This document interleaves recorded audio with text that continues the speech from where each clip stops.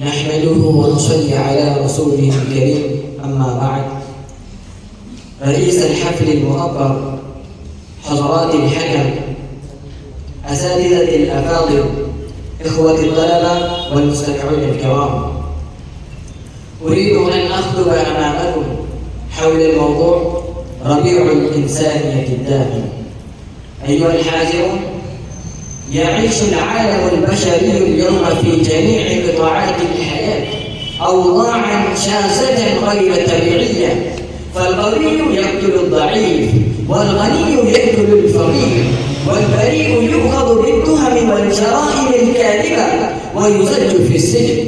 أما صفات العدل والمنة والإحسان والمساواة بين بني البشر على أساس الإنسانية فهي مفقودة، وصارت مثالا لأنظار المغرب، كأن العالم المتمدن تحول إلى غابة يعيش فيها السباع الدبابة، إلا أن السبع لا يقتل نذيرا ولا يحتل هجمة ولا يطارده دردا من الغابة، كأن مثل هذا الوضع المخيف كان مسيطرا على المجتمع الإنساني في القرون المظلمة، وفي القرن السادس الميلادي بالذات على المستوى العالمي. ورغم وجود حضارتين راقيتين في العالم شرقا وغربا، نالت جميع الأدواء خلقية تريقها نحو مجتمعات الناس ونفوسهم من الظلم والبغضاء والكبر والأنانية والضرب والقتل والاعتداء على الأعراض والأموال، ثم الفساد في الأرض. كل ذلك أصبح ميزة اجتماعية لا يكاد يوجد من يحاربها أو يقوم بدعوة إلى إصلاحها. لذلك فإن الله تعالى قضى أن يبين للإنسان طريقه الطبيعي نحو العيش في هذه الدنيا، ويخرجه من جميع المتاهات التي تاه فيها فترة طويلة تمتد على 5 قرون ونحو 70 عاما. فأراد الله سبحانه وتعالى أن ينقذه من هذا الوضع الخطير ويخرجه من زاوية اليأس والذوبان التي كانت تستولي عليه من كل جانب،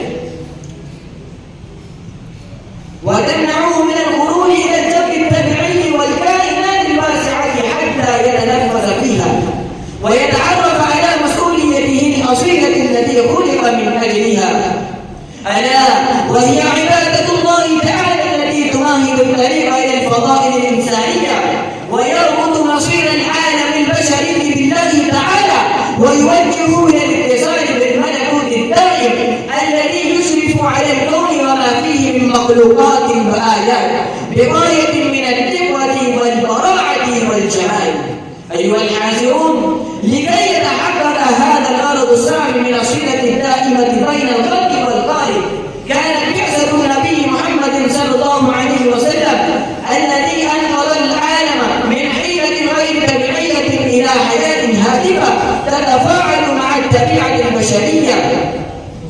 إنه عرض على المجتمعات التائهات منهجا للحياة التي يتمنى فيها المرء من الخروج أمام غير الله تعالى من الكهنة والرهبان والأصنام والأوهام.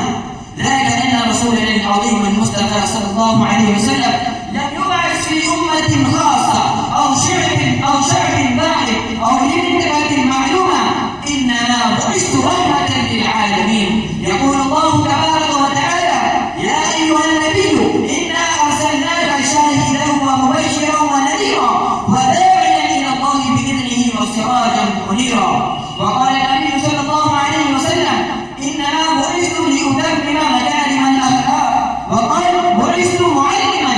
وقال: أدبني ربي فأحسن تأديبي. أيها الحاضرون، إن نبينا الذي هذا شأنه مع الله تعالى، فكيف يكون دوره مع الناس؟ وماذا سيكونون من سمات السعادة وآداب العيش مع الله تعالى ومع عباده بواسطة هذا النبي العظيم صلى الله عليه وسلم الذي منح العالم حياة من جديد، وكان ربيع الإنسانية التي كانت فقدت قيمتها وبلغت إلى نهايتها الأخيرة، ولكن الله سبحانه وتعالى من عليها فمد في عمرها وفنى لها دليل السعادة.